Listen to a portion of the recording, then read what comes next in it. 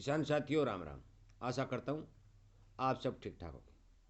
साथियों, आज हम चर्चा करेंगे कि सरसों की खली हो, चाहे नीम की खली हो, चाहे अरंडी की खली हो, वो अपने खेतों में हम प्रयोग क्यों करते हैं। क्योंकि बहुत से किसान भाई इन खलियों का प्रयोग करते हैं और यूट्यूब और फेसबुक के ऊपर इन खलियों के बारे में अनेक प्रकार के वीडियो भी बनाए जा रहे हैं और अच्छे तरीके से प्रचार किया जा रहा है।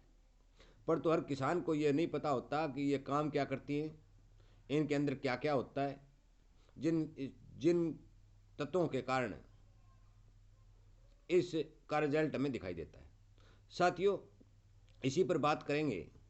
इसके साथ साथ मैं आपको ये बता देना चाहता हूँ कि आप मेरा वीडियो पूरा सुने, ध्यान से सुने, और आपसे विनती करता हूँ कि आप हर किसान तक इस वीडियो को शेयर करें ताकि उसे भी इस बात की जानकारी मिले। यदि इसी तरह की जानकारी आपको मिलती रहे तो आप चैनल के साथ जुड़ जाएं, इसे सब्सक्राइब कर लें ताकि आपको समय पर इस तरह की जानकारी मिलती रहे।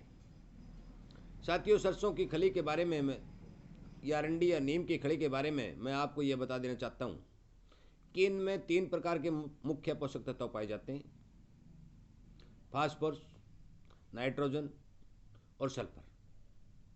और ये तीनों ही तत्व बहुत ही कम मात्रा में पाए जाते हैं। इनका प्रतिशत होता है 1.8, 2.6, 1.9, इस तरह के प्रतिशत इसमें पाए जाते हैं। प्रतिशत का मतलब है कि यदि हम 100 किलोग्राम खली लेते हैं तो उसके अंदर 1.5 किलो फास्फोरस, 1.5 लिखा होगा तो 1.5 किलो फास्फोरस उसमें होगी।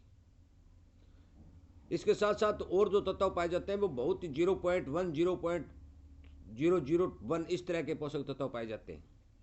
जब हम इसका खेतों में प्रयोग करते हैं तो उस पोषक तत्वों का कोई विशेष रिजल्ट हमें फसल में देखने को नहीं मिलता और उन पोषक तत्वों को खाकर हमारी फसल अच्छी नहीं बन सकती। पर तो फिर भी इसका रिजल्ट दिखाई देता है। इसका सबसे बड़ा कारण मैं आज आपको बताने जा रहा हूं। साथियों, किसी भी प्रकार की खली हो, सबसे पहले तो वो निमाटोड जो फंगस होती है ज़मीन के अंदर, जो पौधों की जड़ों का भोजन खाती है, उसको कंट्रोल करती है।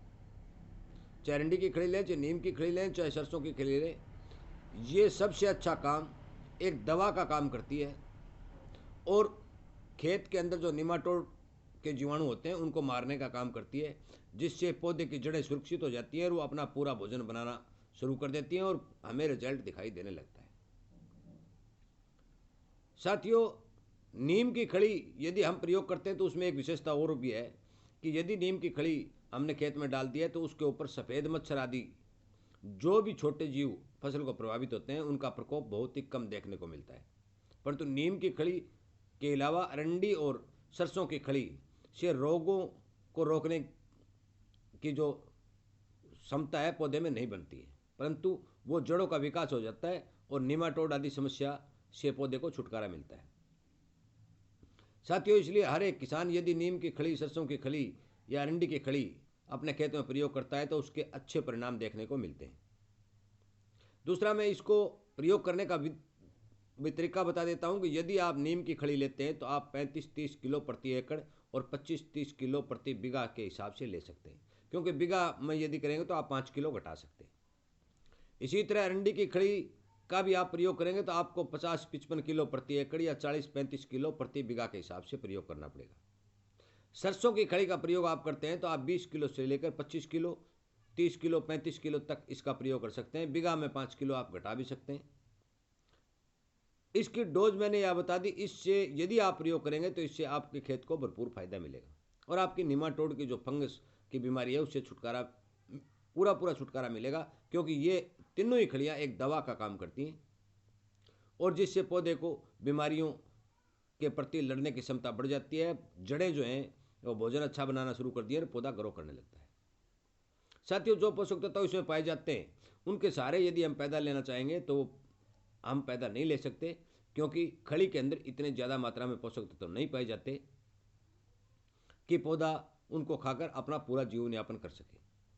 दूसरा, खली का यदि हम अत्यधिक प्रयोग करेंगे तो वो महंगा भी बहुत पड़ेगा।